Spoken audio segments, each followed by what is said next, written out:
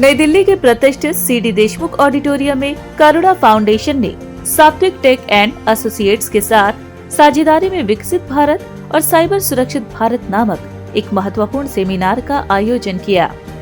बता दें कि विकास निगम करुणा फाउंडेशन के संरक्षक और सात्विक टेक के निदेशक ने एआई की शक्ति का उपयोग करके भारत के डिजिटल परिदृश्य को बढ़ाने के लिए अपनी प्रतिबद्धता व्यक्त की। सेमिनार का मुख्य फोकस भारत की डिजिटल सुरक्षा को मजबूत करने में जीरो ट्रस्ट और जेनरेटिव एआई JNAI की क्षमता का पता लगाने पर रहा।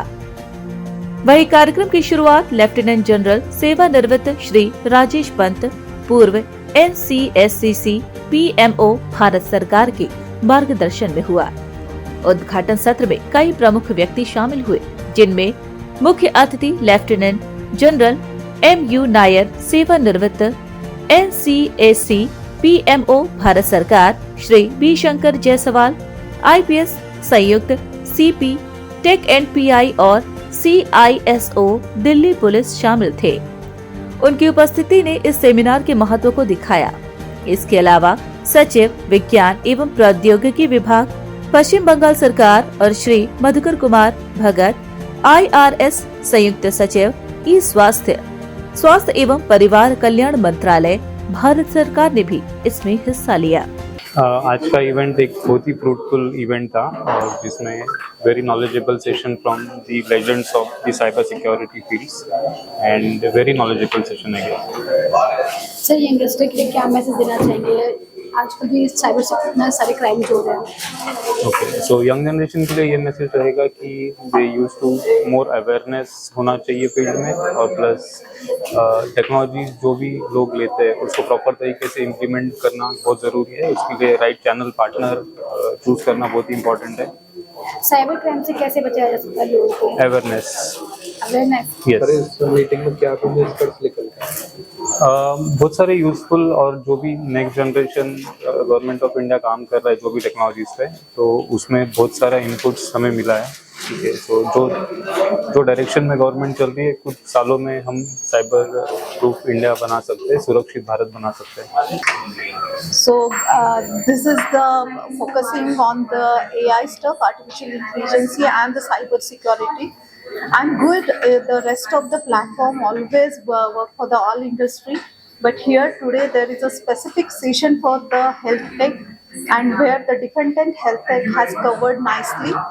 In this program, we able to highlight and learn about from the expertise about the zero trust cyber security platform, where we know that the policy and the principle of zero trust itself, never trust and always verification, which is the key message for everyone to protect from the cyber security attacks.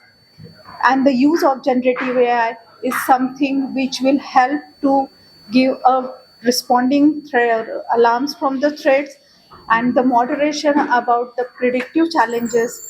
So generative AI based zero trust environment is really helpful for the health ecosystem, and that will help a more patient centric solutions to get from the healthcare infra facilities. Sir, Karuna foundation की तरफ से जो आज seminar किया गया है, आयोजन किया गया है, इसके बारे में क्या कुछ कहना चाहिए? ये आज का सेमिनार जो है साइबर सुरक्षित भारत और विकसित भारत के ऊपर केंद्रित है।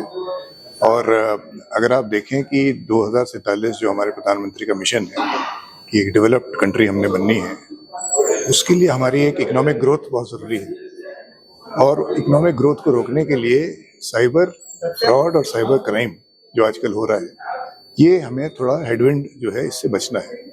तो इससे बचने के लिए खाली एक ही सोल्यूशन है, जिसको बोलते हैं रेजिलियंस, कि कैसे हम साइबर अटैक्स के मध्य में अपनी ग्रोथ को मेंटेन करें। उसके लिए साइबर सिक्योरिटी बड़ी इंपॉर्टेंट हो जाती है। तो यही आज हम लोग का डिस्कशन रहा है कि जो आने वाली आर्टिफिशियल इंटेलिजेंस है, नई नई टेक्नोलॉजीज आ रही हैं, इसको ध्यान में रखते हुए हम देश को कैसे साइबर सुरक्षित रख सकते हैं।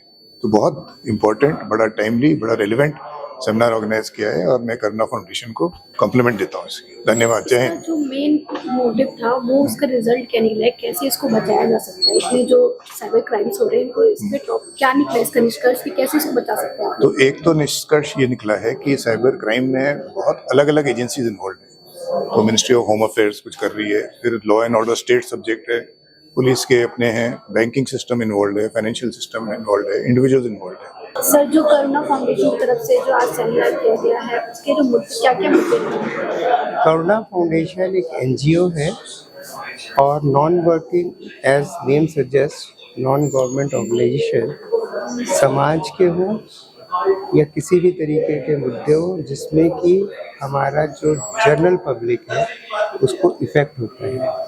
आज के डेट में साइबर क्राइम और साइबर थ्रेट्स इतने बढ़ते जा रहे हैं, कहीं ना कहीं हम भी उसके पीड़ित हैं। आपने देखा होगा जिस तरीके से डिजिटल अरेस्ट हो रहे थे, हमारे माननीय मोदी जी को इस चीज़ को बोलना पड़ा मन की बात में, और उसके बाद आज की डेट में आप देखिए हमारी कॉलर टोन पे वो मैसेज आ रहे हैं। तो हमारा बीइंग अ एनजीओ यही था कि हम साइबर सिक्योरिटी की अवेयरनेस पब्लिक को कैसे पहुंचाएं, उसके साथ artificial intelligence and machine learning को कैसे हम यूज़ करें to make it more effective.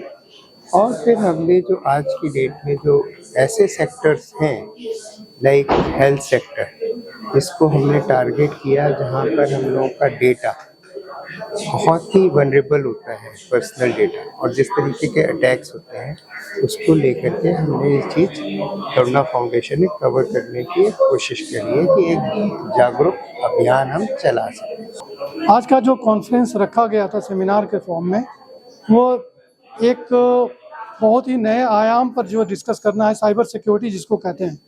हमारे 9 पॉइंट्स प्रोग्राम जो है गवर्नमेंट का, उसके तहत one of the programme points जो है वो है साइबर सिक्योरिटी और देश की सुरक्षा।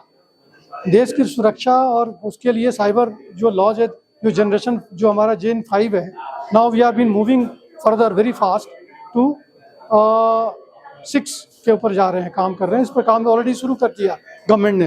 We are the one of the first country, you can say few countries in the world जिन्होंने अपना 6 के जनरेशन 6 के ऊपर हमने काम शुरू कर दिया। अब ये गवर्नमेंट की जो पॉलिसी ये है कि भाई जितने भी पॉलिसी फ्रेमवर्क है इसको down the line let the people to aware of, और जो एक्सपर्ट्स हैं उनको मालूम हो, जो स्टेक होल्डर्स हैं उनको भी जानकारी हो कि हम लोग क्या कर रहे हैं और किस तरह से डाटा प्रोटेक्शन क्या, और जो साइबर थ्रेट है, क्राइम है, जो जो प्रॉब्लम्स हो रही हैं तो उसको हम लोग कैसे इसको टैकल करें। This is one of the requirement of विकसित भारत, बिकॉज विकसित भारत का जो at the rate 2047 we need to be complete at par with what other developed nations are there. Very soon we are going to be number 3 economy in the world map. बहुत timely है ये, this is the perfect time to actually do such events, and the good thing is participation from different walks of life, professionals थे, academicians थे,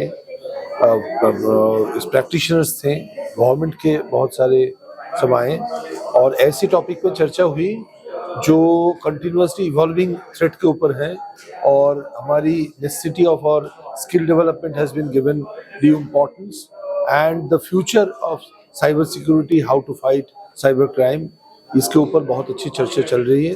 और ऐसे बहुत सारे programmes होना चाहिए, and thanks to Karuna Foundation for holding such and organising such a beautiful event. और मैं चाहता हूँ कि आगे भी ऐसे बहुत अच्छे अच्छे प्रोग्राम्स होते रहें, एंड और भी students participation and startup for participation हो, इसके ऊपर हमको ध्यान देना चाहिए। नमस्कार, my name is Balaji. I represent Cyber Vidyapeeth Foundation, a cyber defense training institute. It has been pleasure to be part of this summit today. This summit has been blessed by the top cyber defense professional from across the country, from the government sector, from the private sector, as well as from the public sector. And the participants, those who have joined organizations today for this session, they have all come from varied way of life, including the deep defense, cyber defense engineering capabilities. Most of the speakers, they spoke about artificial intelligence, role of AI. They have gone into the detailed bits and bytes of those LLMs and the formal mathematical models, and how it impacts the life of individuals in the company, and how AI is going to step up the entire cyber defense story of the country. I was lucky enough to be part of this August gathering. I got an opportunity to speak on a subject, how Bharat Gen AI can create a next generation tools and technology for the country.